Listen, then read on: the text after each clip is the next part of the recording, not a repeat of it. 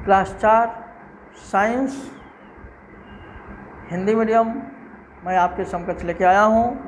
Chapter number 2 जंतुओं में अनुकूलन। बच्चों आपसे रिक्वेस्ट है, कार्यालय चालू है। आप कार्यालय के द्वारा अपने क्लास की सभी पुस्तकें लेकर के ऑनलाइन द्वारा स्टडी करिए। बच्चों हम आपको ऑनलाइन द्वारा साइंस आज मैं पढ़ा रहा हूँ। Class 4 Hindi medium chapter number 2 जंतुओं में अनुकूलन। बच्चों अनुकूलन होता क्या है? अनुकूलन में होता क्या है? पृथ्वी पर तरह तरह के जंतु मिलते हैं। वे अलग अलग स्थानों पर अलग अलग परिवेश में रहते हैं। कुछ जंतु भूमि में रहते हैं, कुछ पानी में रहते हैं, कुछ भूमि के दोनों स्थानों में रहते हैं, कुछ हवा में उड़ते हैं, कुछ पेड़ों में रहते हैं, कुछ स्वयं के परिवेश में अनुकूलन बना लेते हैं। अनुकूलन मतलब यह होता है कि हर जीव अपनी तरह जीवन को जीने के लिए वो अपनी परिभाषा अपनी वातावरण में जीता है। वह अपनी जैसी अवस्था, अपने जैसे जो व्यवस्थित लगता है उनको अपनी ज़िंदगी जीते हैं। अनुकूलन का अर्थ है स्वयं को परिवेश के अनुसार ढाल लेना। मतलब जिस प्रकार से वातावरण रहे उसी प्रकार से अपने आप को ढाल लेना। सभी जंतुओं में अनुकूलन की क्षमता होती है। अगर किसी जंतु में अनुकूलन की क्षमता नहीं होती है तो उसकी प्रजाति समाप्त हो जाती है।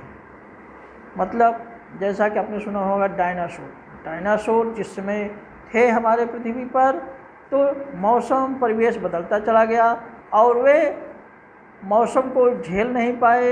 उनकी परिस्थितियों में उनको नहीं मिल पाया व्यवस्था, इसलिए उनकी प्रजाति धीरे धीरे लुप्त हो गई। तो कुछ प्रजाति समाप्त होती है। पृथ्वी पर अनेक प्रकार का परिवेश मिलता है। जब कोई जंतु जिस परिवेश में रहता है उसी को उसको वास कहलाता है। मतलब जिस प्रकार जीवन हर जानवर का, हर जीव का अपना एक जीवन होता है, जो उसी प्रकार से अपना जीवन जीता है उसी को हम वास कहते हैं। जंतु 3 कारणों से अनुकूलन करते हैं: अपने प्राकृतिक वास के रहने के लिए, भोजन के लिए, सुरक्षा के लिए। जंतुओं के शरीर के बनावट उन्हें प्राकृतिक वास में समर्थन देते हैं। स्थल पर रहने वाले, जमीन पर रहने वाले जंतु, रेडियर, याक एंड ध्रुवी भालू। रोचक तथ्य बच्चों, यह माना जाता है कि डायनासोर इसलिए लुप्त हो गए क्योंकि वे खुद को बदलते हुए वातावरण में अनुकूल नहीं बना सके। स्थल पर रहने वाले जंतु। पेज नंबर 8 बच्चों ओपन कीजिए आप लोग।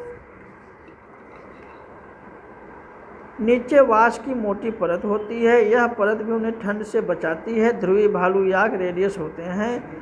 कुछ ठंडे प्रदेशों में पाए जाते हैं जंतु। वे अपने वहाँ पर इतना ठंडा मौसम हो जाता है कि वे अपने चमड़ी के द्वारा वहाँ के मौसम को, रेडियस को बना लेते हैं। गर्म क्षेत्रों में रहने वाले जंतुओं के शरीर पर बहुत कम बाल होते हैं। इनकी त्वचा शुष्क एवं मोटी होती है। वे उन्हें गर्मी से बचाती हैं।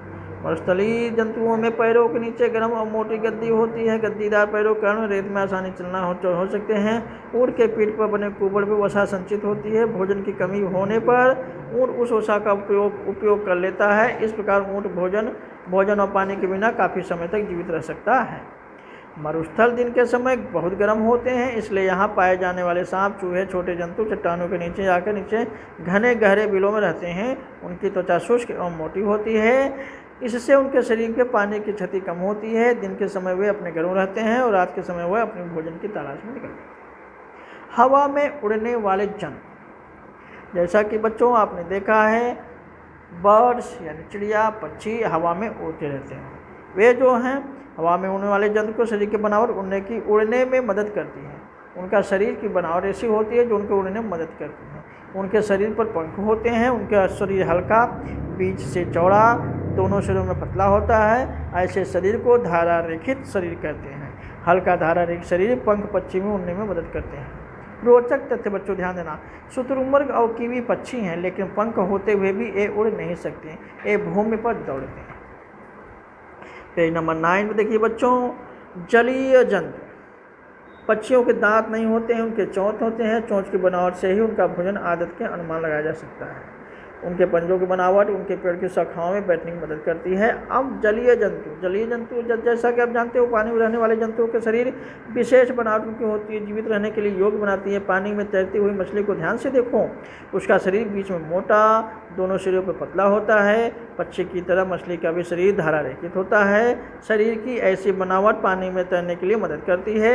इसके 2 पंख होते हैं जो तैरने में मदद करते हैं। पक्षी की ओर बना पुंछ पंख पानी में संतुलन बनाए रखने के लिए और दिशा बदलने के लिए होता है। मछली की आंख हमारी आंखों जैसे नहीं होती है, इसकी आंखें झिल्ली होती है जिससे यह पानी में देख सकती है। आप ये जानते हैं सजीव वस्तु को जीवित रखने के लिए ऑक्सीजन आवश्यकता होती है।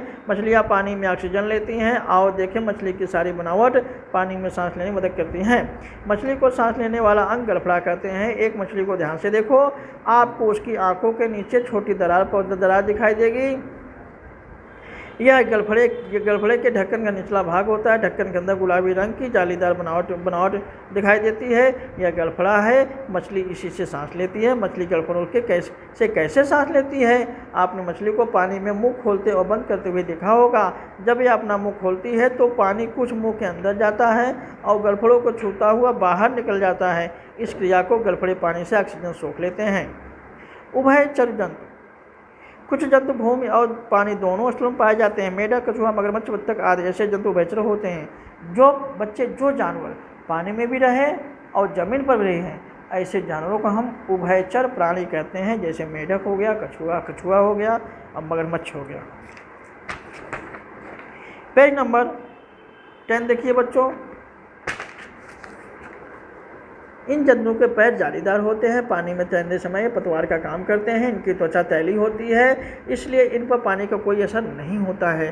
परिवेश में घुल मिल जाने वाले जंतु, जेब्रा और बाघ शरीर पर धारियाँ बनी होती हैं। तेंदुओं के शरीर बड़े धब्बे होते हैं। ये धारियाँ और धब्बे परिवेश में सरलता से घुल मिल जाते हैं। इनकी सहायता से इन्हें शिकार और करने के आसानी से देखा जा सकता है। कुछ जंतु जैसे टिड्डा, मेढक, छिपकली आदि के शरीर में रंगों प्राकृतिक परिवेश के अनुसार होता है जो शत्रुओं से रक्षा करने के लिए उनके सहायक होता है। हाँ तो बच्चों, इस प्रकार से आपका पाठ समाप्त हुआ। अब इसका एक्सरसाइज हम अगली वीडियो में आपको शेयर करेंगे।